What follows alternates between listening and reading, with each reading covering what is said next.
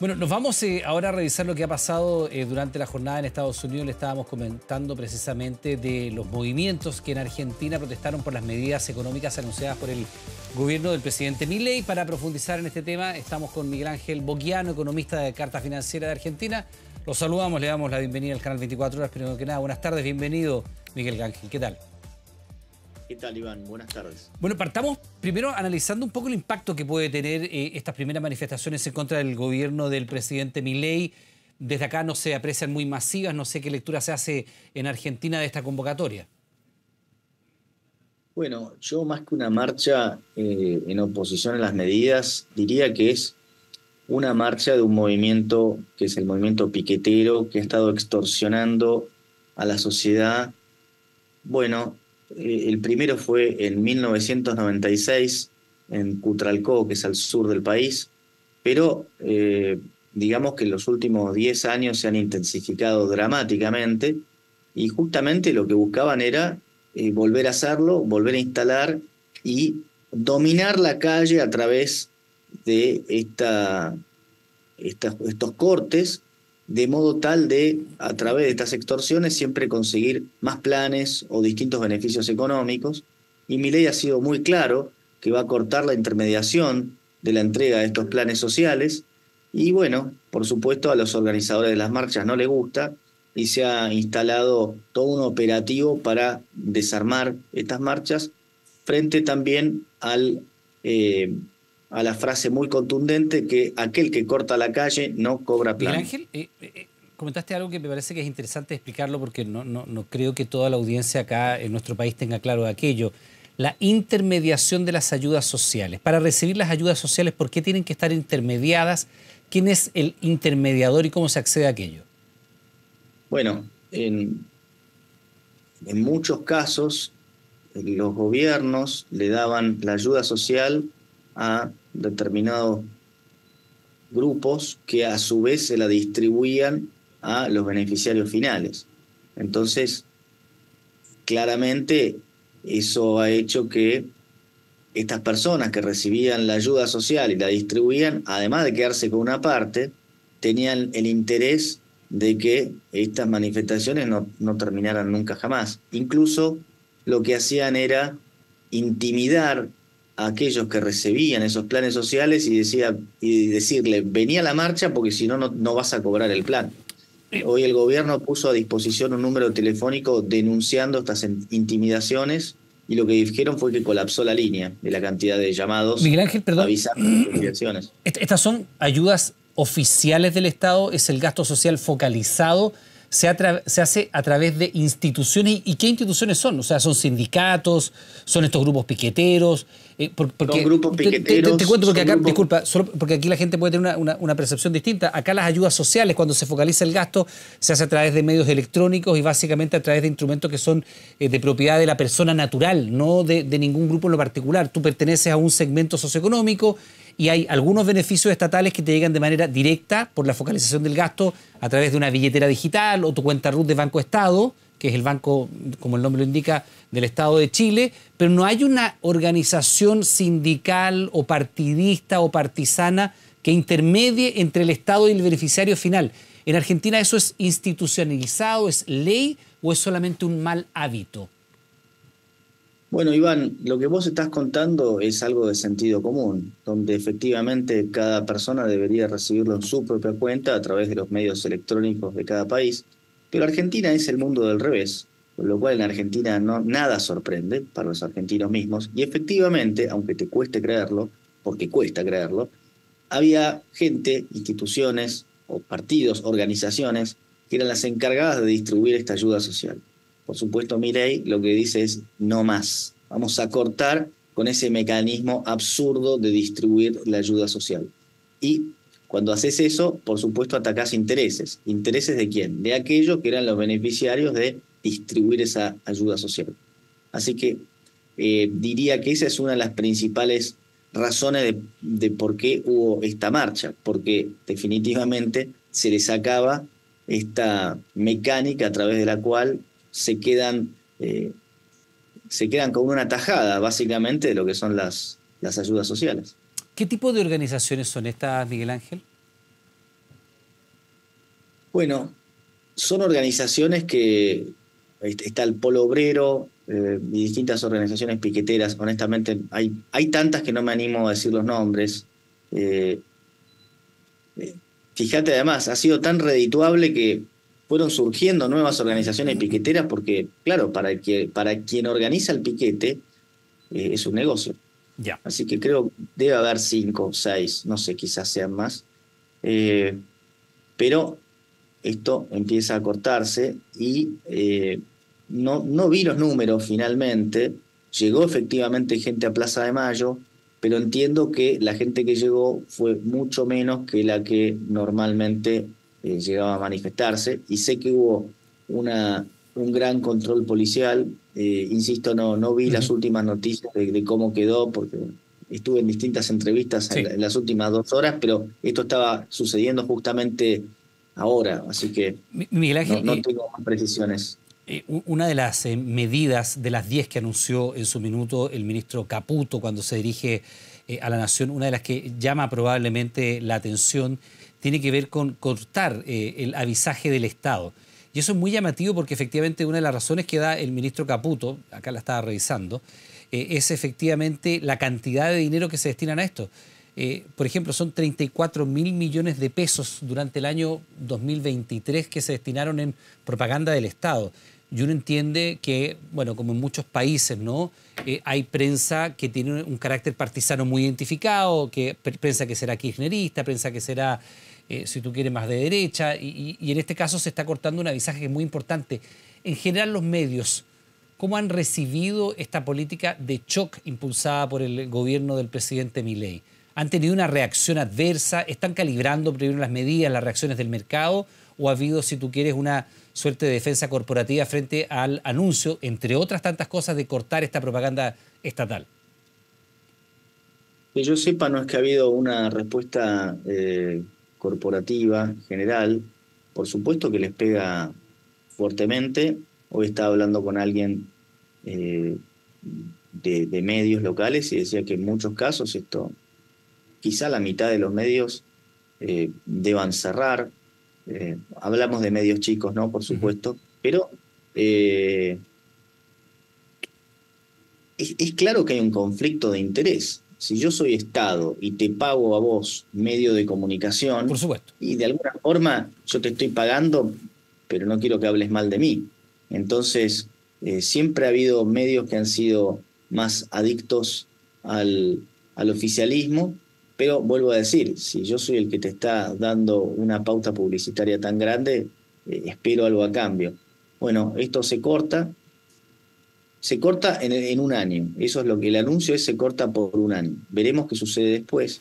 Y también hay una razón, por supuesto, fiscal, porque el presidente Milei está convencido de que es imperativo llegar a déficit fiscal cero cuanto antes. Ahora, se espera que Javier Milei dé una rueda de prensa, más bien una cadena nacional durante la noche. ¿Hay alguna idea hacia dónde va a apuntar? ¿Será una evaluación de esta política de el que para no cobra? ¿Será una evaluación de estos primeros días en el mandato? ¿Hacia dónde van a ir estas palabras de Milei? No, lo que se espera es un decreto relacionado a desregulaciones por parte del Estado. Mi interpretación es que debería bajarle los costos al sector privado, así que estamos todos muy expectantes. Creo que algunos detalles han trascendido, Sí. perdón, algunos detalles menores, pero no, en líneas generales habrá que escuchar a las 9 de la noche hora argentina cuáles son los puntos más salientes al menos de la desregulación, porque entiendo también que es un documento muy extenso. Y entendemos que además modifica una serie muy importante de manera de manejar el gasto público en Argentina, ¿no? Honestamente, Iván, no me animo a decir porque no estoy tan Sí, sí. familiarizado con lo que va a decir. Honestamente, mi decisión fue, prefiero esperar a ver qué dicen en lugar de leer especulaciones acerca de lo que va a decir. Me pareció un mejor uso de mi tiempo. Sí, sí, hay algunas digamos, luces sobre lo que debería anunciar Milei durante esta noche. La traen distintos medios, ¿no? Entre otros, no sé, Página 12, La Nación, en fin, ámbito financiero, que hablan de este DNU que es básicamente una serie de iniciativas que tenderían a desregular la economía. Ahora, Así es. desde el punto de vista de la reacción de los mercados, Miguel Ángel, ¿cómo ha sido la reacción de los mercados ante esta política de shock de los primeros días de Javier Milei? ¿Ha tenido una acogida favorable? ¿Cuánto ha, por ejemplo, fluctuado el dólar? ¿Cuánto ha impactado esto en la economía? Bueno, yo creo que la recepción ha sido muy favorable. De hecho, la brecha entre el dólar oficial y los dólares financieros se ha mantenido bien acotada. Pero además te voy a decir que hoy las acciones de Argentina tuvieron una rueda muy positiva.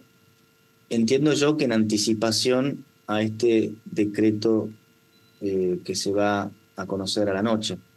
Así que creo que hay expectativas muy positivas, porque, insisto, desregular la economía quiere decir bajarle el costo al sector privado en un sinnúmero de áreas, y habrá que ver cuáles son esas áreas y en cuánto le van a terminar bajando el costo en cada una de las distintas ramas de la economía. Bueno, lo que se sabe es que el presidente Milei ya grabó esta cadena nacional sobre este decreto de regulación, este DNU de reformas económicas y de regulaciones. Es un mensaje que va a ser emitido por cadena nacional a las 21 horas. Va a dar detalles de este DNU con reformas económicas de regulaciones que se van a publicar en el boletín oficial las primeras horas de mañana. Es parte de lo que está trascendiendo. Se supone que este discurso fue grabado antes de que partiera la sede de la Policía Federal, acto que tuvo durante la jornada, y tendría unos 25 minutos de extensión. Lo pronuncia más acompañado de sus ministros. En este sentido, ya se perfila, Miguel Ángel, en estos primeros días, cuáles son las cartas fuertes del gabinete del presidente Milei, ¿no? ¿Cuáles dirías tú que han sido los ministros que han tomado mayor protagonismo? Bueno, sin duda economía yo creo que es Caputo. el más saliente, por supuesto, porque fíjate que hoy es algo importantísimo, porque la posibilidad de nivelar el déficit fiscal y la posibilidad de desarmar el sobrante monetario a través de pasivos remunerados del Banco Central es algo imperativo para poder levantar las restricciones cambiarias cuanto antes. Y también hay que decir que hay una potestad que antes era del ministro del Interior, Ujú. que era de negociar con los gobernadores acerca de algunas transferencias discrecionales. Esa potestad ahora recae en el ministro de Economía. Así que creo que Luis Caputo es sin duda, se perfila al menos como el hombre o uno de los hombres con mayor poder dentro del gobierno de Javier Milei. Ahora, Miguel Ángel, economista de carta financiera, también hay bastante expectativa en el mercado a propósito de una serie de medidas que debería anunciar el presidente esta noche. Evidentemente no vamos a especular si es que es eso o no, pero ya hay varias versiones que señalan, y él mismo lo ha dicho, ¿no?, que se va a abrir un proceso importante de privatización de empresas del Estado. Es algo que nosotros vivimos buena parte de los 80 y los 90, incluso ya con el retorno a la democracia, y que genera naturalmente luces y sombras. Luces si es que esto se hace en un proceso transparente, abierto, donde participan actores nacionales e internacionales. Sombras si se hace naturalmente regalando las empresas del Estado a precio de ganga, y finalmente entre partidarios del régimen, que es algo de lo que nosotros vivimos acá durante una buena parte de la dictadura en Chile, y una parte importante también se terminó de hacer durante los primeros gobiernos democráticos en el país. En ese sentido, ¿cuáles son las empresas públicas, dirías tú, que están más en el ojo de lo que podría empezar a abrirse a capital privado? ¿Y qué expectativas tiene el mercado frente a esto? Porque el Estado argentino es propietario de empresas muy relevantes en sectores diversos como la agricultura, la energía, transporte, en fin. ¿Hay algunas en lo particular sobre las cuales haya luces? Mira, se sabe que YPF es una de ellas, Los pero yacimientos también, petrolíferos federales, que son fundamentales.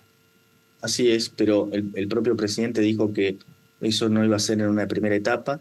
Y después hay compañías como Aerolíneas Argentinas, que es eh, un gran foco de déficit fiscal. Yo imagino también que puede haber alguna noticia respecto de aquellas empresas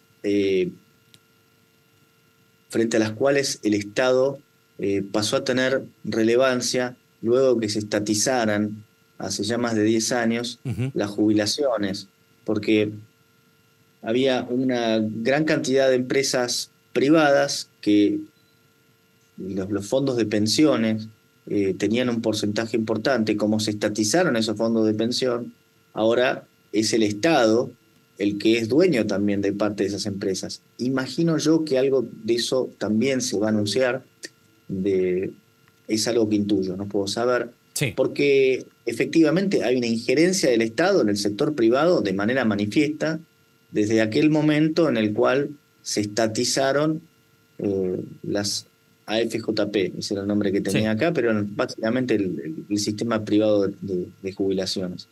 Así que, y después también hay empresas menores como Canal 7 o Telam, digo menores porque en envergadura no tienen la relevancia de, por supuesto, YPF, Aerolíneas, Aguas Argentinas también es otra que probablemente se esté hablando, todo tendiente a cerrar el déficit fiscal y que al final nos tengan que ser los que menos tienen, aquellos que tengan que financiar los vuelos de las personas que quieren ir de un lugar al otro del país o incluso fuera del país, volando a precios que no necesariamente son bajos, pero es una empresa que pierde Mm. dinero de forma Sí, es sistemática. Eso deficitaria tenemos que desde hace contar, muchos años. por Dentro de supuesto. de este paquete de reformas laborales y de desregulación de la economía que va a señalar el presidente Milei en las próximas horas, se ha hablado mucho también de una figura que a lo mejor Miguel Ángel nos podría explicar, ¿no?